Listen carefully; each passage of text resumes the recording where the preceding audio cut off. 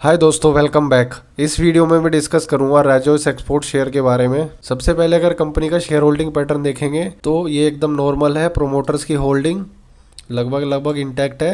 FI की holding भी ठीक ठाक है। डीआई की होल्डिंग भी 11% और पब्लिक की अगर होल्डिंग देखेंगे तो लगभग 15%। तो शेयर होल्डिंग पैटर्न एकदम ठीक है, इसमें कोई दिक्कत नहीं है। उसके बाद अगर कंपनी की बैलेंस शीट देखेंगे, इक्विटी कैपिटल लगभग सेम है, यानी कि शेयर कैपिटल बिल्कुल भी डाइल्यूट नहीं करी गई। और साथ ही साथ अगर कंपनी का रिजर्व्स देखेंगे तो कंटिन्यूसली ग्रो किया है और करंटली 15,500 करोड़ के आसपास है। और बोरोइंग्स स्टार्टिंग से लेके अभी तक बीच में थोड़ी इंक्रीज हुई थी, बट अभी एकदम काफ़ी कम बोरोइंग्स हैं, लगभग 736 करोड़ की। और कंपनी के फिक्स्ड एसेट भी अगर देखेंगे तो कंटिन्यूसली ग्रो हो रहे हैं और अभी थोड़ा सा CWIP भी 10 के आसपास का है। तो कंपनी की बैलेंस शीट भी एकदम अच्छी है। बट अगर कंपनी की प्रॉफिट एंड लॉस स्टेटमेंट देखेंगे, स्टार्टिंग से लेके इनकी सेल मार्च 2013 से अगर आप देखेंगे तो मार्च 2023 के आसपास तक कंटिन्यूसली इंक्रीज करी है और लगभग 3.5 लाख तक की इनकी सेल पहुंची। बट उसके बाद से मार्च 2023 के बाद से इनकी सेल्स काफ़ी डाउन हो चुकी है। और साथ ही साथ इनका ऑपरेटिंग प्रॉफिट मार्जिन देखेंगे तो एकदम नेग्लिजिबल सा ऑपरेटिंग प्रॉफिट मार्जिन है। और आखिरी ट्रेलिंग 12 मंथ्स में तो सिर्फ और सिर्फ 6 करोड़ का ऑपरेटिंग प्रॉफिट आया और ये कंटिन्यूसली घटता जा रहा है आखिरी 1.5 साल से। और अभी आज तक का सबसे लोवेस्ट इनका ऑपरेटिंग प्रॉफिट है। तो कंपनी की सेल्स भी डाउन हुई है और साथ ही साथ ऑपरेटिंग प्रॉफिट भी डाउन हुआ है। कंपनी की सेल्स और प्रॉफिट क्यों कम हुई है, अगर उसका आप डॉक्यूमेंट सेक्शन में जाएंगे तो यहाँ पे 2019 के बाद से इनकी कोई भी पीपीटी ट्रांसक्रिप्ट कुछ भी अवेलेबल नहीं है। कंपनी कोई भी कौन कॉल नहीं करती है, तो आपको यहाँ से रीज़न भी समझ नहीं आएगा कि कंपनी की प्रॉफिटेबिलिटी और सेल्स क्यों डाउन है।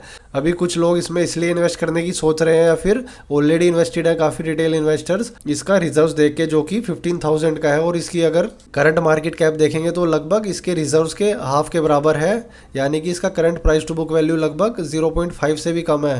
बट क्योंकि इनका प्रॉफिट कम हुआ है तो इस वजह से इसका प्राइस टू अर्निंग काफ़ी हाई हो गया है। और इनका करंट ईयर का ROC और ROE बहुत ही बेकार है, 3.23 और 2.24। तो मैं इस कंपनी में अभी इसकी बैलेंस शीट और फाइनेंशियल्स देख के बिल्कुल भी इन्वेस्ट नहीं करूंगा, क्योंकि एक तो मुझे ये नहीं पता कि इनकी जो सेल्स कम हुई है वो क्यों हुई है और इनका जो प्रॉफिट मार्जिन है वो क्यों कम हुआ है और वो आगे चल के क्यों बढ़ेगा। ऐसा नहीं है कि सिर्फ और सिर्फ इसका प्राइस टू बुक वैल्यू कम है तो मैं इसमें इन्वेस्ट करूंगा। और साथ ही साथ इसका अगर मैं चार्ट पैटर्न आपको दिखाऊं तो यहाँ पे अगर इसको मैं जूम करूँ तो फरवरी 2023 के आसपास कंपनी ने अपना हाई बनाया और उसके बाद ये कंपनी लगातार नीचे जा रही है और एक भी बार इसने अपना प्रीवियस हाई ब्रेक नहीं किया। अगर आप देखेंगे तो यहाँ पे इसने ये लो बना के ये इसने यहाँ पे हाई बनाया, उसको यहाँ पे इसने सिर्फ इंटरडे में ब्रेक किया, उसके बाद इसको ब्रेक नहीं कर पाया और नया लो बनाया और फिर इसका प्रीवियस हाई इसको ब्रेक नहीं कर पाया।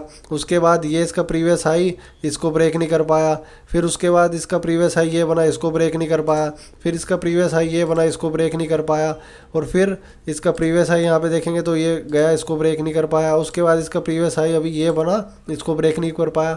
तो आप देखेंगे कंटिन्यूसली ये स्टॉक नीचे गिरता जा रहा है और एक भी बार अपना प्रीवियस हाई ब्रेक नहीं कर पाया और अपने ऑल टाइम हाई, अपने जो ये रिसेंट हाई बनाया था इससे लगभग ये 76% डाउन हो गया है। आखिरी 700 दिनों में लगातार नीचे जा रहा है।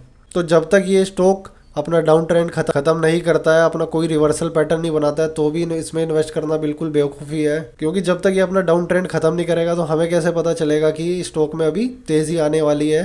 तो अगर आप इस स्टॉक में इन्वेस्ट करने वाले हैं तो मैं तो आपको बिल्कुल सलाह नहीं दूंगा, जब तक इसमें कोई रिवर्सल साइन ना दिखे तो आप ना ही इसमें एवरेज करें और ना ही इसमें कोई फ्रेश एंट्री लें।